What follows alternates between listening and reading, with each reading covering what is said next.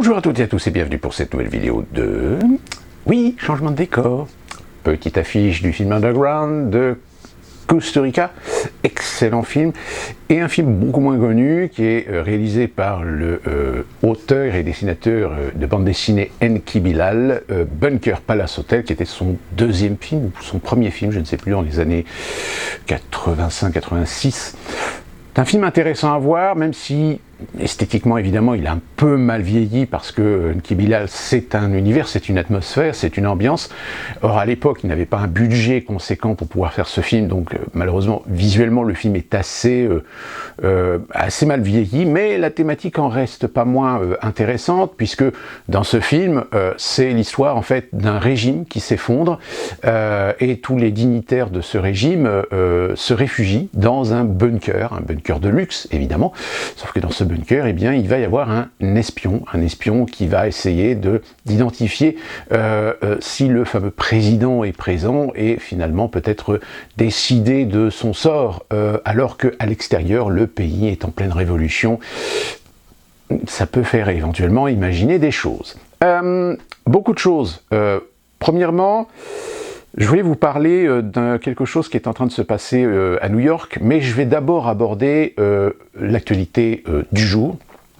Il y a 2 jours, j'ai pu voir une annonce sur la publication de documents qu'on appelait les Pandora Papers. Pandora, référence évidemment à la boîte de Pandore.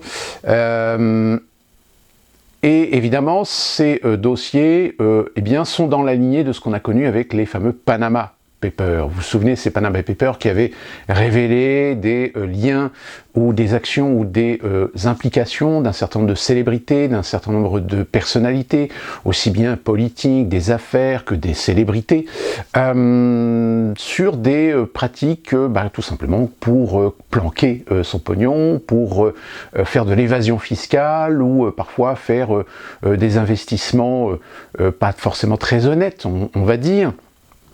Et ça avait fait d'ailleurs scandale un petit peu à l'époque.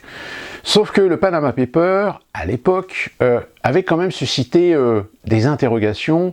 On se souvient qu'il y avait des personnalités du monde arabe qui étaient impliquées, on avait même beaucoup de Russes et également Poutine, qu'on avait même un certain nombre de Français qui étaient impliqués, mais on s'était rendu compte d'une chose qui était quand même assez étrange, c'est qu'en proportion... quand on voyait un petit peu le nombre de personnalités qui étaient impliquées dans les Panama Papers, on s'était rendu compte que finalement, il y avait quand même des gens qui avaient apparemment une vertu un peu plus honnête dans cet univers-là, c'était les Américains. Même si les Panama Papers, si ma mémoire est bonne, dénonçaient le Delaware comme étant un État équivalent à d'autres États où l'évasion fiscale est une spécialité, puisque je rappelle, le Delaware aux États-Unis, c'est un peu l'État qui permet à des Américains riches comme aussi des étrangers de pouvoir éventuellement échapper à de la fiscalité. D'où la raison pour laquelle le Delaware est un État financièrement très riche, pas riche en matière de PIB, mais riche en matière de banque et les comptes qui vont avec. Mais on avait en effet constaté une chose, c'est que, étrangement, les Américains étaient quand même vachement plus vertueux que les autres. Donc évidemment, ça avait soulevé un petit peu on va dire, un intérêt. Cette fameuse organisation qui avait, c'est l'International Journalism, quelque chose comme ça. En réalité, on se demandait si finalement c'était pas les Américains qui finançaient ou qui avaient poussé un petit peu derrière pour justement mettre en avant, mettre sous les projecteurs des personnalités avec qui ils avaient peut-être quelques petits problèmes politiques ou de consilience, ou peut-être des personnalités qui ne sont pas soumises. Eh bien, force est de constater que dans ces Pandora Papers, eh bien, cette fois-ci, on retrouve à peu près le même type de personnalité, sauf que là, en effet, il y a un petit effort. On trouve quand même des Américains. Donc le Pandora Paper, je rappelle, c'est une enquête dans la lignée du Panama Paper, c'est-à-dire une remontée des filières offshore et révélant les petites combines et magouilles de nos riches personnalités, politiciens, célébrités, hommes d'affaires, princes et consorts, pour échapper à l'impôt, pratiquer l'évasion fiscale, voire faire usage de corruption, de dessous de table et d'autres malversations pour s'octroyer des avantages en nature ou financiers. Et donc les révélations incluent plus de 100 millions de dollars de dépenses, par exemple chez le roi Abdallah II de Jordanie, pour des maisons de luxe à Malibu en Californie, et dans d'autres endroits, des millions de dollars en biens et en espèces détenus secrètement par les dirigeants, tels que celui de la République tchèque, du Kenya. Donc c'est 29 000 comptes offshore, soit plus du double du nombre identifié par les Panama Papers.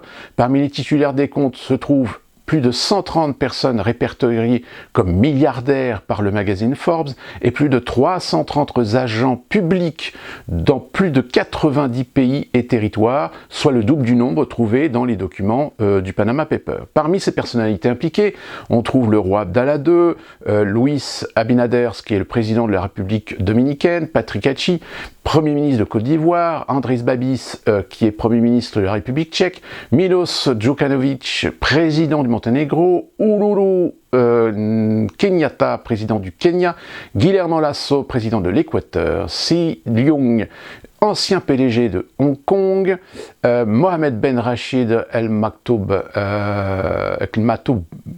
qui est souverain du Dubaï, Premier ministre des Émirats Arabes Unis, Sébastien Piñera, président du Chili, Narupama Rajapaksa, ancien ministre du Sri Lanka, ou même Volodymyr Zelensky, l'actuel président de l'Ukraine.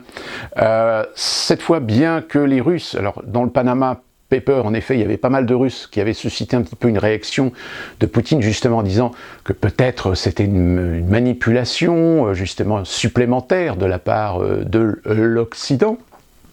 Mais là, encore une fois de plus, on trouve encore des Russes qui représentent une part disproportionnée des personnes exposées dans les fichiers Pandora. Donc là, encore une fois, en effet, on peut poser la question si éventuellement Pandora Paper n'est pas dans la même stratégie d'exposer des personnalités. Entre autres, on va faire un amende honorable de balancer quelques personnalités américaines. Je vais vous en donner quelques-unes. Mais refocaliser évidemment l'attention sur des personnalités que peut-être le monde mondialiste, globaliste aimerait voir dégager. Déjà présent dans les Panama Papers, d'ailleurs Poutine parlait de manipulation, les dossiers sont plus vastes mettant à nu les richesses cachées des adversaires et des alliés américains. Les personnes nommées dans le trésor sont aussi variées que l'ancien Premier ministre britannique Tony Blair, la pop star colombienne Shakira, des membres de l'élite chinoise et des figures de la famille royale d'Arabie Saoudite.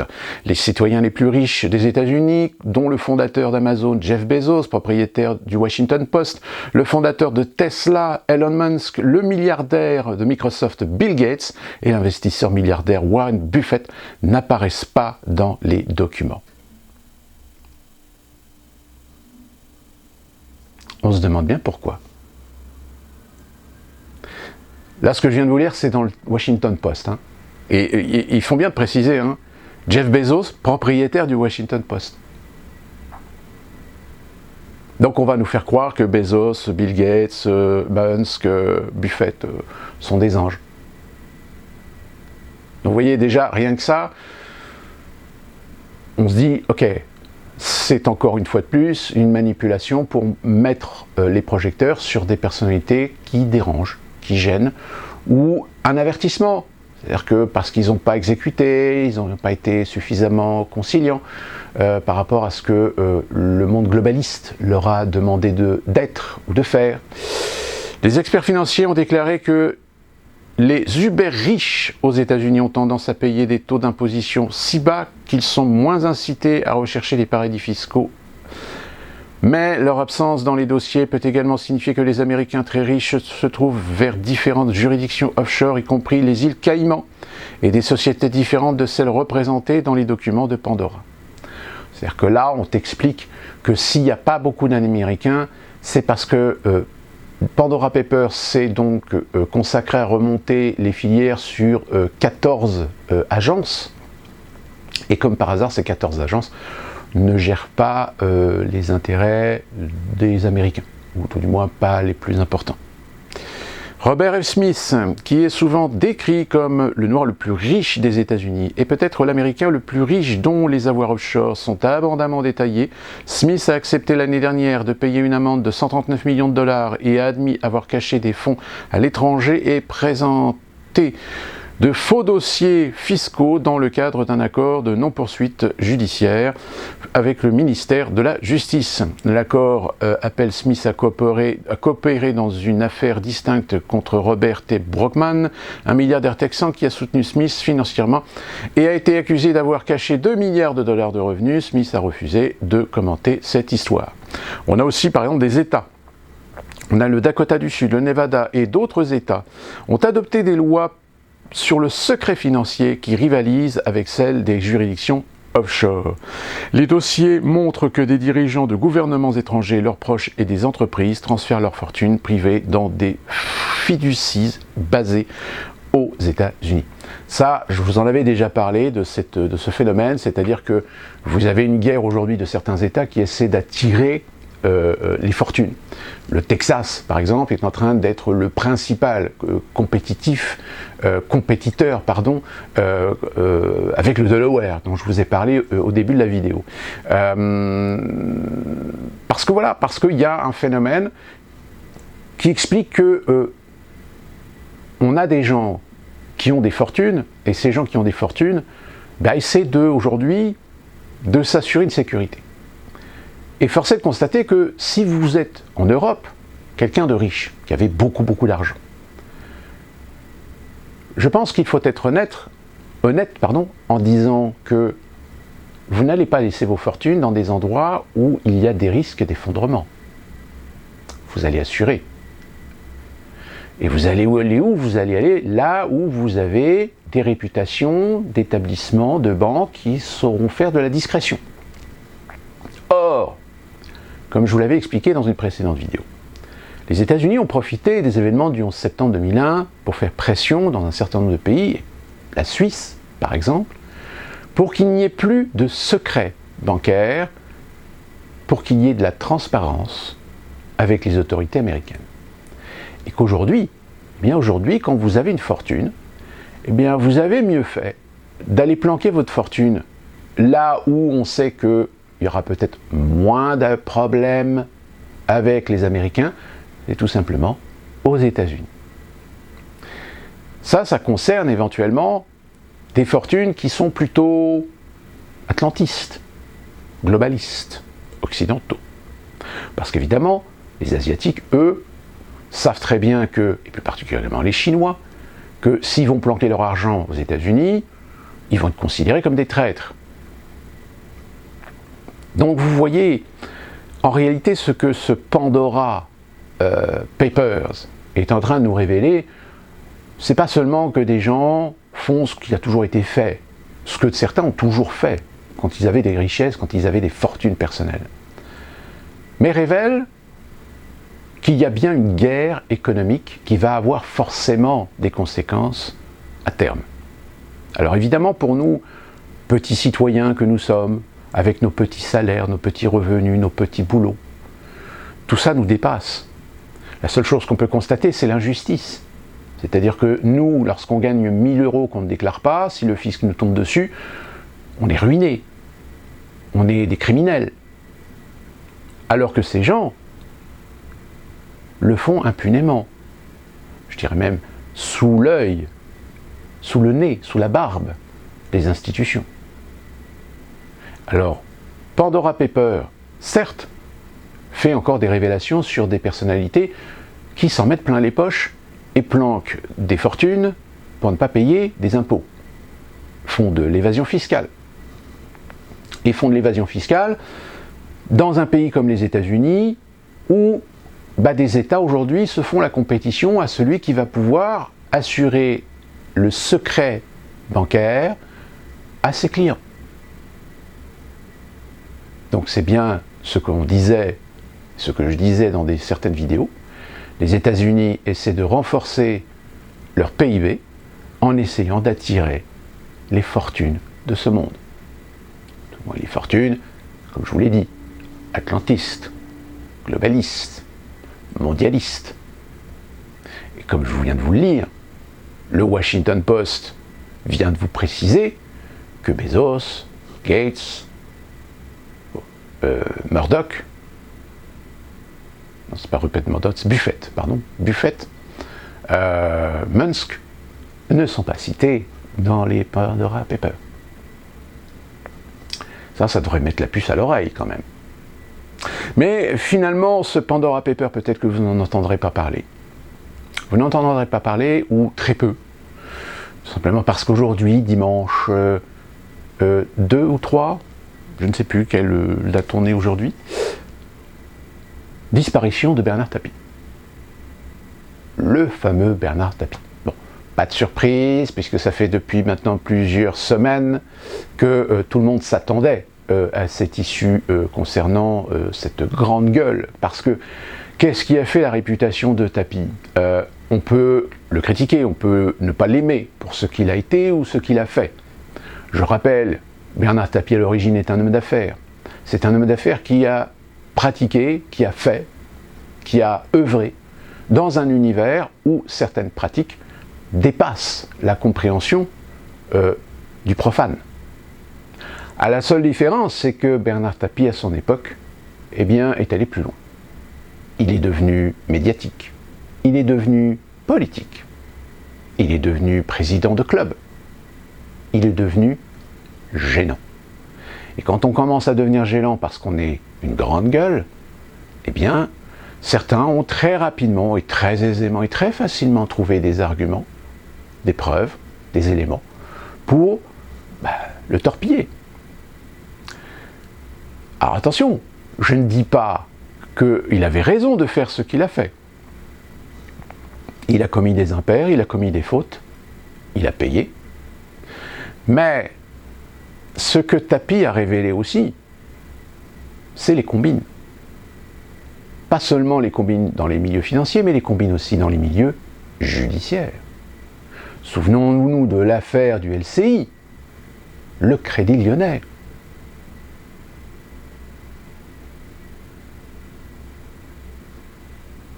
LCL, pardon, j'ai dit LCI. Le Crédit Lyonnais. Souvenons-nous de cet incendie du siège du Crédit Lyonnais. Comme par hasard. En pleine affaire, Tapie. Souvenons-nous que ça a duré quand même plus d'une décennie, ce fameux conflit. Alors, je ne vais pas faire de Tapie un saint, loin de là. Mais j'ai envie de dire, au-delà du personnage, au-delà de ce qu'il a été en tant que grande gueule, en tant qu'entrepreneur, en tant que personnalité avec un fort charisme, j'invite les personnes à bien observer ce qu'il a été aussi en matière de symboles, en matière de preuves, que le système, quand il décide de vous descendre, il a toujours les outils et les moyens de vous descendre. Et je pense que Bernard Tapie en est un très bel exemple. Tapie a été trop loin, Tapie dérangeait, Tapie prenait trop d'importance, trop de popularité, ce qui dérange certaines personnes à partir du moment où on n'a pas la garantie que Tapie est soumis au système. Or, Tapie n'était pas soumis au système. Tapie avait ses convictions, Tapie avait ses idées. Sauf qu'à un moment donné, il n'a pas compris que ce que le monde des affaires l'a amené à faire, que le monde des affaires a de traditions, a de pratiques, on allait forcément s'en servir contre lui. Petite leçon qui, j'espère, certains comprendront. Information que je voulais partager avec vous aussi, c'est donc à New York. Vous vous souvenez, dans plusieurs vidéos, je vous ai parlé de ce building. Ce building, c'est le 435 Park Street, je crois, de mémoire. Je vous en avais parlé comme quoi c'était l'un des premiers buildings fins, très hauts, qu'on appelle un condo, c'est-à-dire un building d'appartements de luxe, Je vous avais parlé que ce building avait un certain nombre de problèmes, que l'un des penthouses avait été acheté par un émirat et que cet émirat, enfin ce prince des Émirats Unis voulait revendre absolument son penthouse, parce qu'apparemment il y avait un certain nombre de problèmes. Et vous vous souvenez que dans une dernière vidéo, je vous avais mis un petit encart, une petite photo d'une vidéo d'un monsieur aux États-Unis qui fait des vidéos pour présenter, faire la promotion de maisons, d'appartements, évidemment pour une clientèle quand même aisée, puisque l'appartement qu'il présentait justement dans ce building était un appartement à 135 millions de dollars. Sauf que là, les choses commencent à déraper. Elles dérapent pourquoi? Parce que un article dans le New York Times est paru comme quoi nous sommes en face d'un scandale.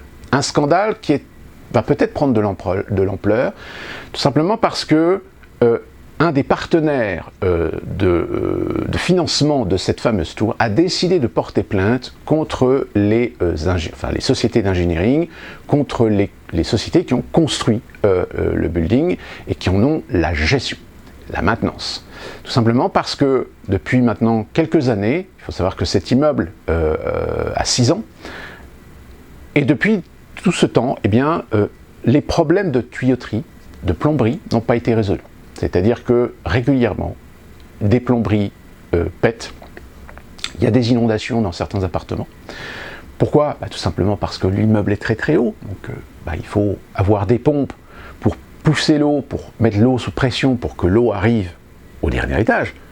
Je rappelle quand même des appartements à 135 millions de dollars, si vous n'avez pas d'eau ou si vous avez juste un petit filet d'eau parce qu'il n'y a pas assez de pression, ça fait négliger quand même pour le prix de l'appartement. Sauf que le problème, c'est que pour monter jusqu'en haut, il faut beaucoup de pression. Or, malheureusement, les tuyauteries qui ont été, ou la plomberie qui a été installée, eh bien, malheureusement, n'est pas suffisamment résistante. Et ça n'arrête pas de péter régulièrement. Autre problème, les ascenseurs. Oui, parce que le problème, c'est que cette nouvelle phobie, pas phobie, mais cette nouvelle lubie qu'il y a aux États-Unis, plus particulièrement New York, c'est que le moindre petit terrain, eh bien, on va construire. On va construire parce que le mètre carré, c'est une valeur. Mais on va aller chercher de la hauteur. Et aujourd'hui, les techniques d'ingénierie de construction de buildings permettent de pouvoir construire des buildings très très hauts, mais relativement fins. Sauf que, évidemment, si vous construisez un building qui est très limité en surface, forcément, au niveau maintenance, au niveau ascenseur, ça veut dire qu'il va falloir tout compacter là-dedans. Et bien malheureusement, même ce building-là, aujourd'hui, il y a des gros soucis d'ascenseur. Sauf que quand vous habitez au 80, 90e étage, etc., si vos ascenseurs ne fonctionnent pas, donc si vous voulez, là ils sont confrontés à des problèmes techniques qui pourtant auraient pu peut-être être évités. Malheureusement, et c'est là que l'article du New York Post est en train de faire un petit peu un effet de bombe dans le milieu de l'immobilier new-yorkais, c'est que malheureusement on se rend compte que, comme en France, quand vous construisez un building, vous ne construisez pas un building n'importe comment. Vous êtes obligé de respecter des normes, vous êtes obligé de respecter des normes de sécurité incendie, vous êtes obligé d'utiliser un certain nombre de produits, de matériaux classifiés, spécifiques. Sauf que le problème, c'est que malheureusement, la réglementation, parfois, elle peut être dépassée par la technologie. Et c'est ce qui s'est passé avec ces différentes tours que vous voyez ici, ces fameuses tours très très fines.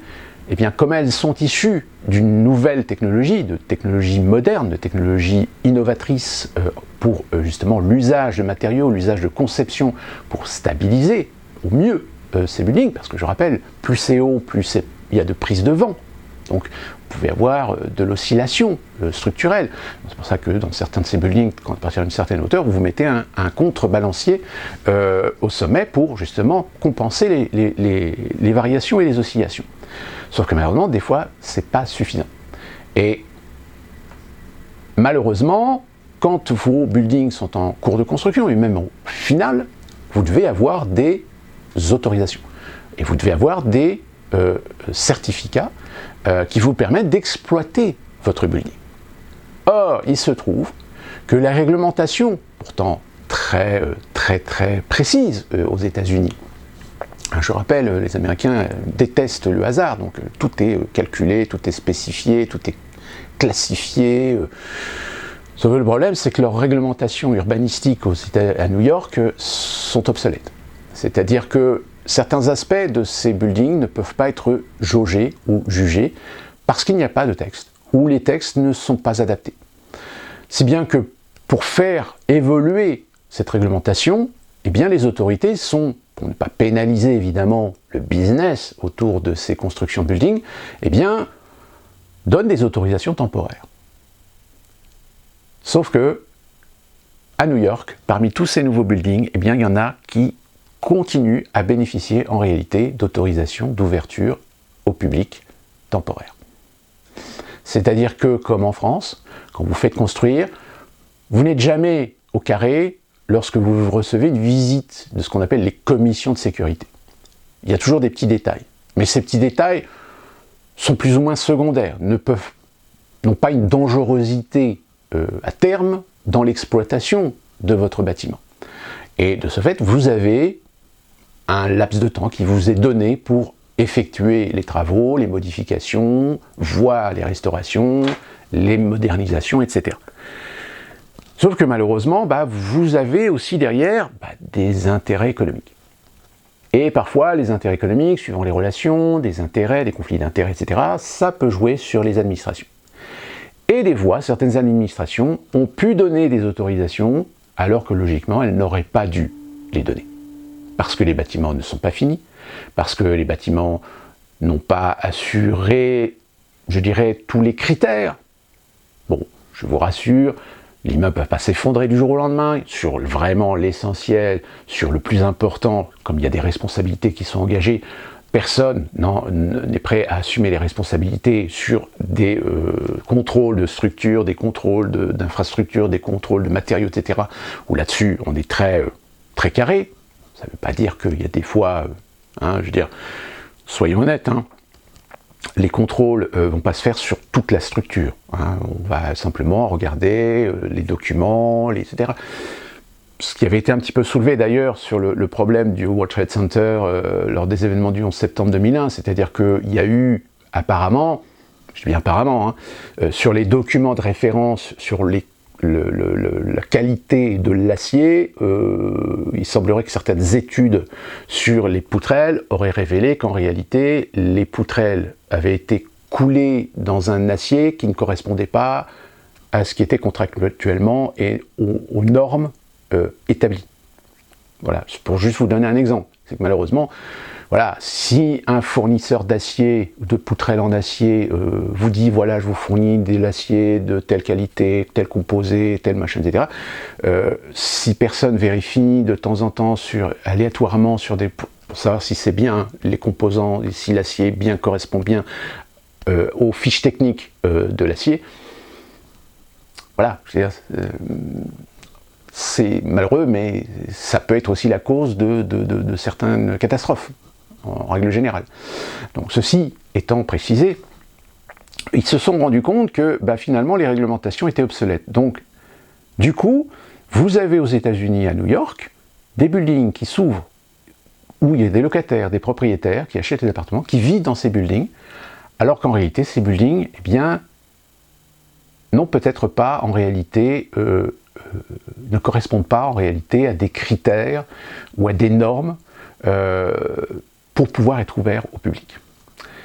Et de l'aveu même d'un expert de la commission de New York, il le dit lui-même, il le dit, ça met beaucoup de temps à faire évoluer les réglementations. Pourquoi? Tout simplement parce que pour faire évoluer les réglementations avec les nouvelles technologies, avec les nouveaux matériaux, etc., il faut étudier. Il faut étudier les matériaux, il faut voir leur comportement, etc., pour ensuite élaborer et mettre en place les réglementations, les normes les mieux adaptées par rapport à ce qu'on attend d'assurer la sécurité, d'assurer la fonctionnalité, d'assurer la qualité de construction. Sauf que le problème, c'est qu'il faut des financements. Or, on comprend que le maire de New York, que l'administration de la municipalité de New York, que même le gouverneur de l'État de New York n'ont pas d'intérêt à financer des commissions pour étudier et faire évoluer les réglementations et tout le tralala.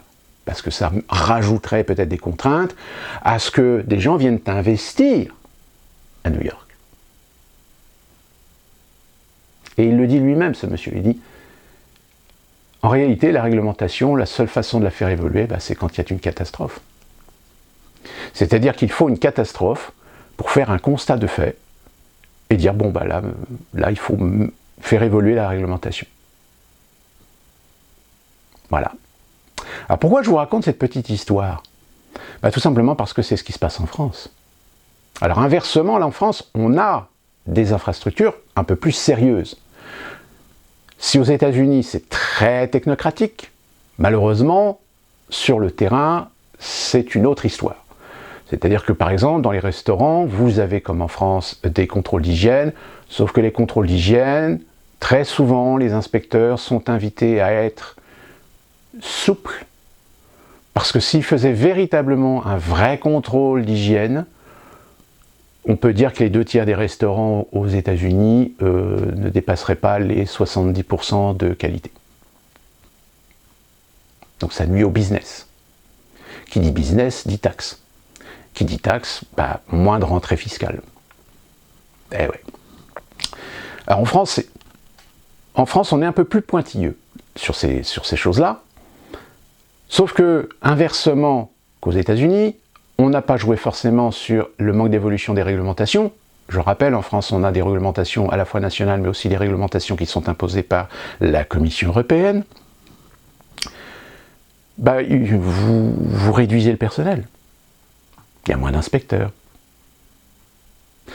Preuve en est, c'est qu'aujourd'hui, vous avez un certain nombre de commissions de sécurité qui normalement sont constituées de plusieurs personnes représentant chacune une spécialité. Par exemple, vous avez des pompiers, par exemple, pour tout ce qui est sécurité incendie, il faut que ça soit quand même des professionnels. Donc ce sont des pompiers professionnels spécialisés dans les systèmes et les réglementations, surtout les réglementations, parce qu'il faut au moins connaître ce qui est obligatoire, de ce qui est recommandé, etc.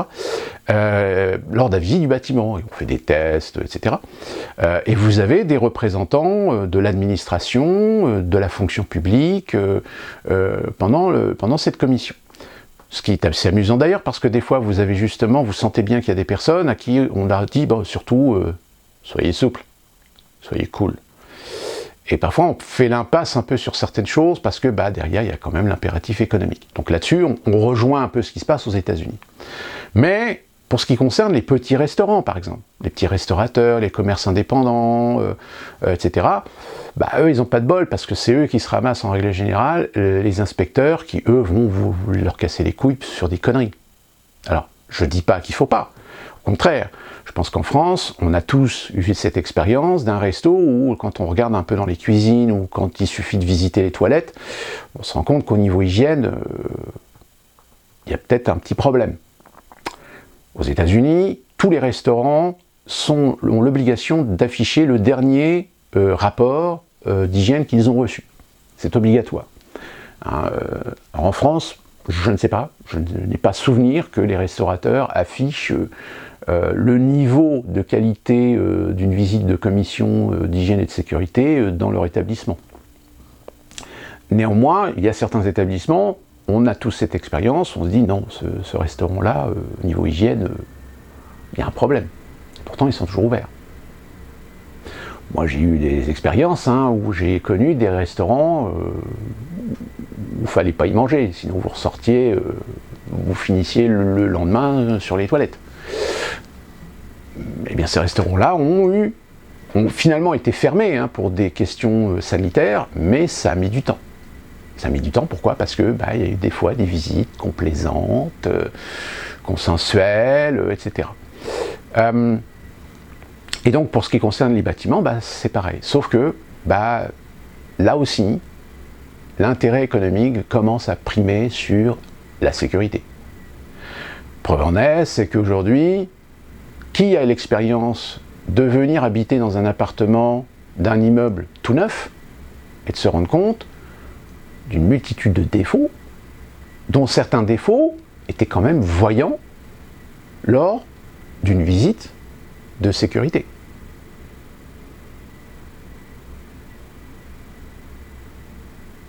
Donc, c'est pour ça que ce qui est très intéressant, c'est si là-dessus vous rajoutez le contexte économique, eh bien vous allez comprendre que si ça se trouve, on va commencer à vendre des appartements, à construire des buildings où, j'ai envie de dire, il va falloir être un petit peu plus regardant sur la qualité de construction.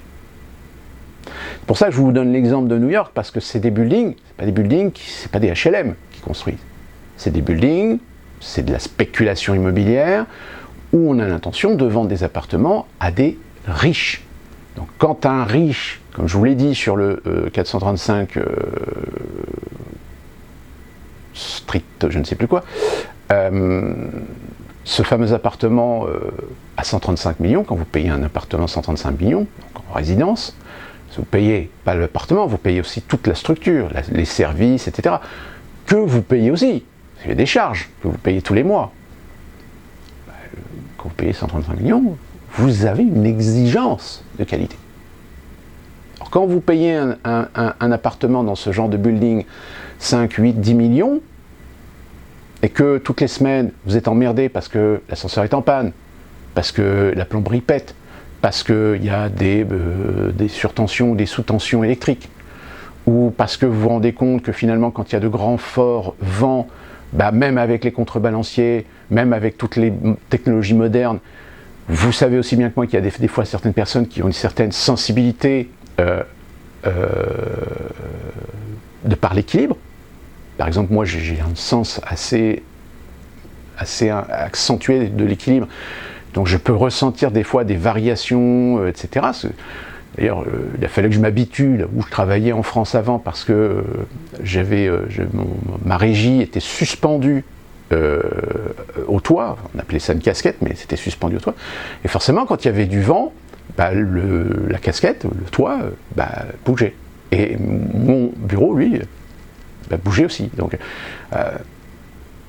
quand on est confiant par rapport à la structure, bon, mais vous avez des gens que ça peut très rapidement déranger. Ça peut les agacer, même leur faire peur. Donc vous imaginez quand vous habitez au 135 ou au 90e étage d'une tour qui est toute fine, mais qui quand même va subir quelques variations, quelques oscillations matérielles, et qu'évidemment les structures sont souples dans ces genres de buildings-là, et ça craque, ça fait des craquements, etc. Vous comprendrez que y a des fois des gens, ils ne se sentent pas en confiance, ils ne se sentent pas en sécurité. Eh bien, j'ai envie de dire en France, c'est pareil. Quand on voit aujourd'hui la spéculation immobilière qui cherche à planquer évidemment son argent en construisant un peu n'importe quoi, mais dans des lieux où le prix de l'immobilier, le prix du mètre carré reste et restera toujours avantageux, il y a de quoi se poser des questions. Alors attention, je ne remets pas en question la qualité des constructions, je ne remets pas en question la qualité de l'ingénierie pour la construction des buildings. Je dis seulement, c'est que aujourd'hui, nous sommes quand même dans un contexte où vous avez des gens, je dirais, qui ont des intérêts à pas forcément respecter les règles. Je vous donnerai cet exemple qu'on a peut-être tous connu, dans les grandes villes, on construit un super building, un super bâtiment, un super centre commercial, etc. Et on se rend compte que ce centre commercial, après son ouverture, au bout de quelques mois, il y a déjà des problèmes. Vous avez par exemple des dalles de marbre qui se détachent de la façade, ou tout d'un coup ils se rendent compte que les modèles de climatisation qu'ils ont installés ne sont pas suffisamment performantes. Donc du coup, faut les changer. Sauf que pour changer des clims, c'est pas quelques milliers d'euros que ça coûte. Alors, si ça arrive sur les périodes, ce qu'on appelle les garanties décennales, ça va. Moi j'ai connu ça, là où je travaillais, on a eu des défauts qui se sont révélés au fur et à mesure du temps. Bon, ça ne nous a pas coûté, ça nous a rien coûté puisque ça rentrait dans la garantie décennale du bâtiment. Mais une fois que vous avez dépassé la garantie décennale, alors surtout quand vous savez que de plus en plus on essaie de réduire le coût de construction, donc on va parfois choisir des matériaux qui satisfont le design, qui satisfont l'allure, qui satisfont le look, mais qui dans le temps sont des matériaux qui ne tiennent pas dans le temps, que malheureusement il y a un moment donné vous êtes obligé de les changer au bout de 5-6 ans. Bon, quand vous êtes en période en garantie décennale ça va, mais passé les 10 ans, quand tout d'un coup vous avez des dalles de marbre qui se pètent la gueule et qu'il faut les changer, il y a un moment donné où, alors surtout si c'est des immeubles d'habitation, c'est-à-dire que là vous avez de la copropriété. Je pense que ceux qui ont vécu la copropriété savent de quoi je parle. C'est que tout d'un coup, quand on vous décide, parce que c'est nécessaire de faire un ravalement de façade, une réfection de l'étanchéité du toit, ou de changer les tuiles du toit, etc.,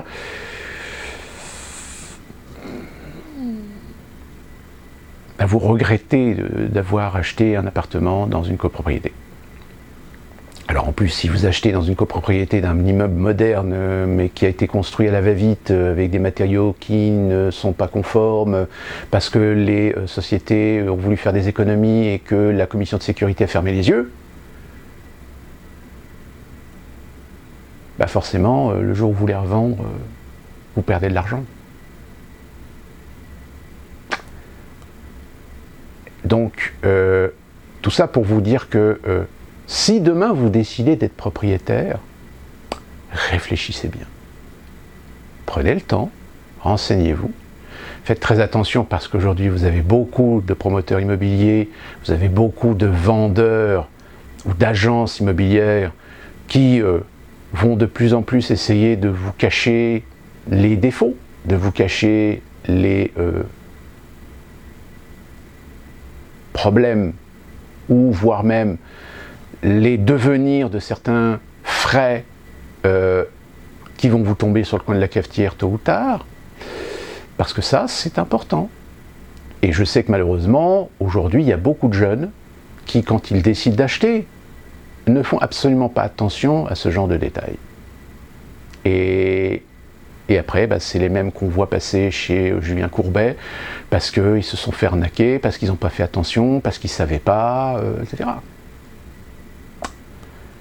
Parce que la période est cruelle, parce que la période est sans pitié, et que des gens, pour réussir à vous vendre une merde, sont capables de toutes les stratagèmes, de toutes les stratégies, de toutes les manigances, pour vous faire miroiter une bonne affaire, alors qu'en réalité, vous allez vous engager dans un putain de merdier.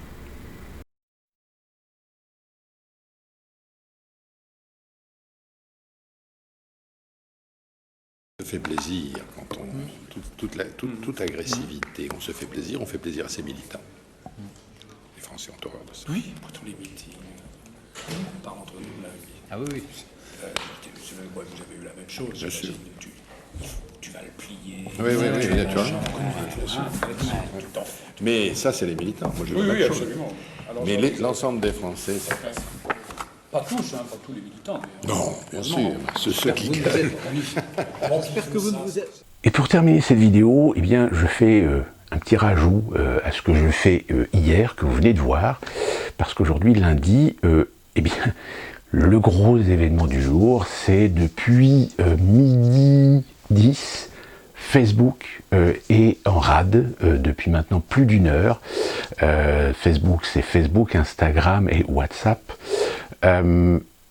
Force est de constater qu'il y a aussi apparemment pas mal de problèmes sur un certain nombre de plateformes, plateformes de jeux comme Sony Network apparemment qui a des problèmes. Est-ce qu'on est en face d'une attaque globale, puisque ça touche véritablement la planète entière, mais en ce qui concerne Facebook, là il y a sérieusement un problème. Donc évidemment, sur les réseaux sociaux, et plus particulièrement Twitter, c'est en train de se déchaîner à l'heure actuelle. Mais il y a quand même quelque chose d'assez intéressant, c'est que j'ai regardé la cote de Facebook pour voir si l'incidence de cet événement. Et je me suis rendu compte que Facebook, depuis 10 h du matin, donc à peu près juste après l'ouverture de Wall Street, la cote a commencé à complètement plonger. C'est-à-dire qu'entre le moment de l'ouverture et le moment du shutdown de Facebook, Facebook a perdu 6%, plus de 6%. Il n'a jamais perdu autant de points depuis octobre 2020. Autre détail non négligeable, hier, dans l'émission de CNBC, il y avait une interview d'un ex-employé de Facebook qui est l'un des témoins à charge d'un dossier qu'on appelle déjà ici aux États-Unis le Facebook File, c'est-à-dire des remises en question sur la politique de gestion des informations sur Facebook, et plus particulièrement des informations pour lutter contre la haine ou lutter contre la désinformation. Souvenez-vous ce que je vous avais dit, il y a plusieurs vidéos de cela, sur le fait que Facebook était dans le collimateur au même titre que Google, etc., les GAFAM, comme on les appelle. Je trouve qu'il y a beaucoup de coïncidences sur cet événement, d'autant plus que cette personne doit témoigner devant un conseil demain matin. Hasard, coïncidence? Le fait est, c'est que vous avez le vice-président de CloudSafe, je crois, qui a aussi donné sur les réseaux sociaux une information non négligeable, c'est que les protocoles qui permettent, lorsque vous savez, vous tapez une recherche et que vous avez un lien et vous cliquez sur le lien, des fois, suivant comment les lignes peuvent être parfois encombrées, etc., il y a des protocoles qui permettent de trouver tout simplement ce qu'on appelle des itinéraires bis, si vous voulez, sur le réseau Internet. Donc vous avez une multitude comme ça de protocoles qui existent pour quasiment tous les accès sites. Or, il a annoncé qu'apparemment les protocoles de itinéraire bis sur la toile pour Facebook ont tous disparu. Donc à l'heure actuelle où je vous parle, Facebook, Instagram, WhatsApp sont rades. Apparemment, il y a eu également des problèmes sur Sony Network, que j'ai pu voir également, et une multitude d'autres sites. Il y a un site qui s'appelle Report Down, enfin je vous mettrai le lien ici. Et qui rapporte, il y a des gens en fait qui rapportent qu'apparemment ils commencent à avoir des problèmes sur d'autres plateformes. Alors il y a certains endroits où des gens ont du mal à se connecter à Gmail, ont du mal à faire des recherches sur Google, etc. Alors je pense qu'à mon avis, c'est parce que là tout d'un coup, toute la sphère, toute la toile internationale est en train de chercher, est en train de s'orienter, c'est en train d'échanger sur d'autres plateformes de ce qui se passe sur Facebook. Alors là au moment où je vous parle, Facebook est toujours down, peut-être au moment où vous allez voir cette vidéo, je l'aurai téléchargée peut-être mardi, je pense, peut-être que les choses vont revenir à la normale, et on aura peut-être le fin mot de l'histoire pour savoir de quoi il en retourne. Je vous en parlerai dans une prochaine vidéo, mais je pense que là, cette information, elle est assez intéressante, parce que, évidemment, actuellement, on a l'impression qu'en fait, c'est un problème technique lié à Facebook, mais comme je vous le dis, il y a quand même un certain nombre d'informations il y a beaucoup de coïncidences sur l'instant même de ce qui est en train de se passer à l'heure actuelle sur l'Internet. D'ici qu'on se retrouve pour une prochaine vidéo, eh bien, d'ici là, portez-vous bien et profitez de cette extraction de Facebook dans l'instant.